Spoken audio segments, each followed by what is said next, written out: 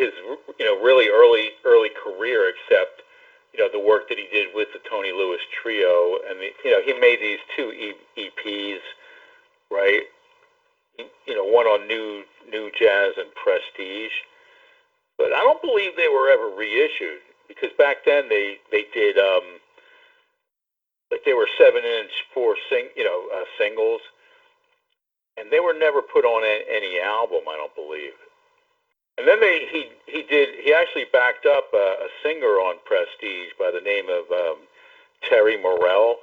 Apparently she was from Philly, but there's really no information about her on the EP at all. It just has like a listing of the all the other artists on the back of the EP, but it does have the Tony Lewis Trio, the same guys, Ron Andrews and Hank Nanny. So I just had some questions. One is start with so when did you first become aware of Tony's music? Well, I was working with this record producer by the name of Frank Bendinelli, and he was friends with Tony Lewis, because he recorded a lot of R&B and Philly soul groups at Tony's studio, which was called Sound Plus Studios, which was the precursor to Sigma Sound. So Frank Bendinelli and Leroy Lovett, they became partners in the music business in the early '60s, and they recorded a lot of R&B groups primarily, and their only hit was "Mixed Up Shook Up Girl" by Patty and the Emblems. That was like their big, top 10 hit in the area. But they recorded a ton of groups, which really never did a whole lot otherwise. But they recorded mostly at Tony's studio, Sound Plus, in the Northeast, and then Tony moved to where Sigma Sound was after that, in Center City in Chinatown. So that's how I found out about him. And then Frank Bendinelli did a recording, a new recording with Patty, Patty from the Emblems in 1999, and they were working in Tony's home studio in, I guess it was in Oakland, New Jersey. And that's how I met him. Like, Frank brought me over there a couple times, and we were chatting about old groups, and he was talking about the studio and everything, and how he had a really good plate, like this plate reverb at the studio, and then he also used a microphone in an empty room for an echo chamber, which I thought was pretty cool. So he was a recording genius, but I guess before that, early on, when he was a younger guy, he had his own trio, the Tony Lewis Trio, and he made these really good jazzy EPs in the early to mid '50s. So, and then what else? He had this quintet, the Tony Lewis Quintet, that recorded with a female singer by the name of Lee Scott, and that was connected to Frank Bendinelli's partner Leroy Lovett, who was a jazz musician, arranger. So Leroy Lovett produced a lot of records for this label called Wynne, WYNNE, which was a subsidiary of the Strand label, and they did a lot of jazz records. And I actually took drum lessons from Tony's drummer, this guy named Armand Santarelli, and he actually wrote a really good drum book with Buddy Rich, I think. One of those. No, that was Joe Morello, not Buddy Rich. So that's my early introduction to Tony Lewis, or Tony Luisi, as some people say. And he had a brother by the name of Don or John that did a lot of production work at the studio. I think he did a lot of films. And you don't don't really hear too much about him, but you you do see his name as songwriters on a couple things. Um, Tony and Don, I believe, they recorded a lot of R&B and female singers and like teen idols and Tony did a lot of R&B songs that are pretty popular now overseas. He had this one song called Little Boy Blue that was recorded by this guy named Harvey Lance, and it was also recorded by a guy named Chris Primo. Those are pretty big songs overseas. And another song called Kraken Stone by Nicky DiMatteo, and they did this version of My Bonnie by this guy named JFK. It's actually Sonny Fulton. Um, so he has a lot of these underground like R&B hits that are pretty big over in England and Belgium. So, and then he did, did a lot of stuff at Sound Plus Studios for a lot of people, and recorded a lot of groups. And he once told me that the reason why he closed down the studio. This is pretty funny. He said he just got tired of people like urinating and defecating into the toilet, not flushing the toilet, and he said people were fornicating in the rooms. So I guess that was just too much for him, and he just like had enough of people doing that kind of activity, like a lot of riffraff. So he closed down, and I think he moved the studio to Cherry Hill, and I think he had a studio called Cherry Sound or Cherry Hill Sound for a while. And he had a track for NFL Films called, I think it was "Hooray for Cherry Hill," if I remember right. Yeah, that sounds Yeah. right.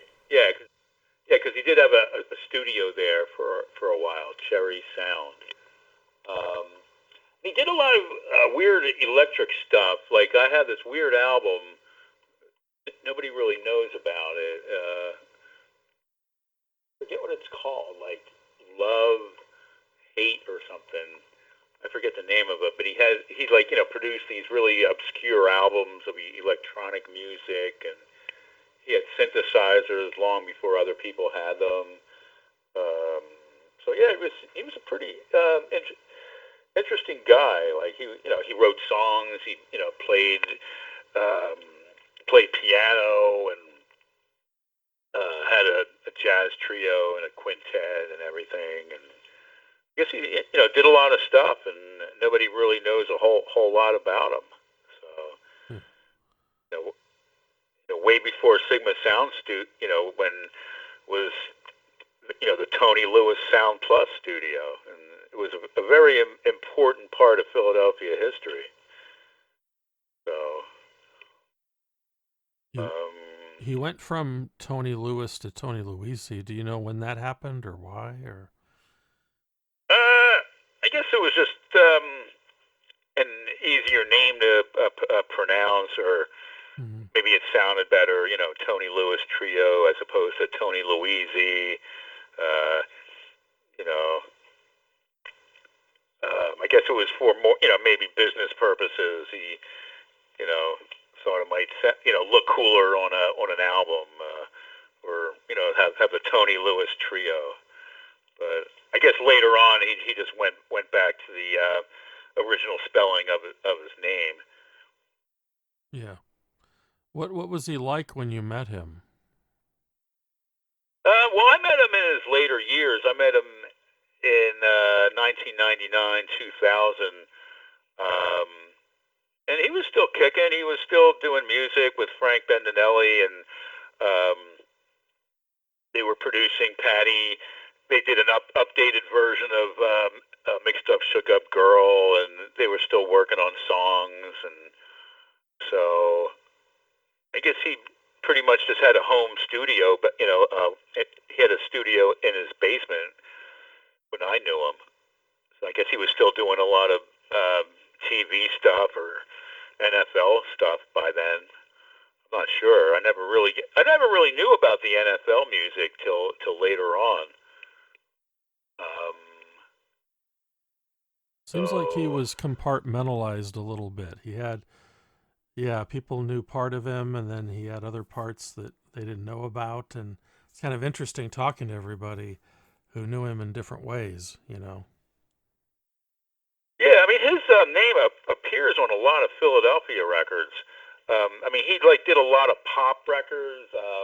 He did a whole album of like a big band album on these little labels. Guy, he did an album with this guy Nicky DiMatteo. He was this like teen idol kind of a guy. Um, so yeah, you just see his name a lot, but you don't really think much into it at all. He was just this producer, songwriter. Um, there's a lot of interest now. In a lot of the R&B stuff that he did. That he did a lot of R&B and soul music that wasn't really popular at the time, but now it got rediscovered by people in England and disc jockeys in Belgium. It's like this style of music called Belgium popcorn music, which is kind of like a cha cha kind of a beat, like R&B cha cha. I don't know how Ah, to describe it. wow. Some kind of genre that's really big in Belgium. So Oh. What did uh, you, what did you think of his playing? Do you have any take on that? I thought he was a pretty interesting piano player. Considering he had infantile polio, I think, and I guess one of his hands was didn't really work well or something. He had trouble with one hand. I know that. So he had to develop a style of playing. I think was really close to the keyboard. Um, so yeah, he has a very percussive piano style, I believe. Um, yeah, it says he was born in 1931 and was stricken with infantile paralysis from the age of 12. I'm just reading from the back of the first EP. Hmm. So I guess he had difficulty as a child learning piano, but he overcame it and started his trio and um, with Ronnie Andrews on bass and Hank Nanny on drums. So they were probably a really good band to watch back then. I guess they played in the Philadelphia, Jersey area. And I believe that they recorded their early EPs at a studio in Philly called Reco Art, which was run by this guy named Emil Corson.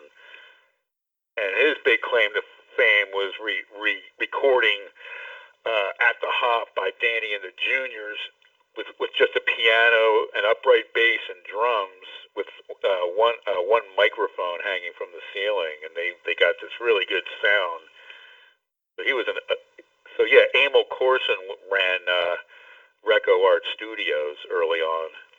Hmm. Um, so he got a really good jazz sound out of that studio. I guess he knew how to mic everything. I guess that's what they had to do back then. They had a lot of really good tube amplifiers and tube microphones, and so they knew about microphone placement and how to get a good sound with just a two-track machine.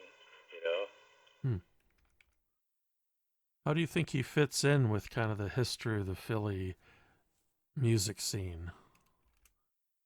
Well, I don't think he really gets a lot of credit where credit's due. Um, it seems like all the credit goes to Sigma Sound and the sound of Philadelphia with Gamble and Huff, but there's a lot of earlier guys like him that led the way for all those other guys. Um, because he had Sound Plus studios long before Sigma Sound existed and long before Gamble and Huff. Um, so I think he paved the way Philadelphia, and he just doesn't get any credit or much notice. So, and plus, I don't think he bragged about it either. He didn't. Maybe he seemed like the kind of guy that was a very private guy and just didn't want a lot of publicity or notice. He was content to do his work and compose music and write and make records. So he just kept busy doing that. I don't think he was really looking for any kind of fame. So I think he did pretty good for himself. Yeah, and then he did these things during the '70s. He had these disco records, like Dr. Dunk, by the Yes. Fans. No, Yeah. um, Crazy. he just did a lot of crazy records that I guess didn't become hits. Um, he did stuff with this guy Jack McDade. It's called, I don't know if you ever heard of it. It's called Discover Each Other, an album of love songs with synthesized music. Have you ever heard of that? No, no. Yeah, it's on Discogs for Okay. $60. Oh. It's not really that great. It's just this weird electronic album. It's by this guy Eugene DeLuca, and it has a really cool picture of Tony on the back cover playing this crazy keyboard. And I think Jim Valerio's on it. Hmm. Didn't you say he was with Jim Valerio? Yeah, if you look up Eugene DeLuca on Discogs, it's an album called Discover Each Other, an album of love songs with synthesized music.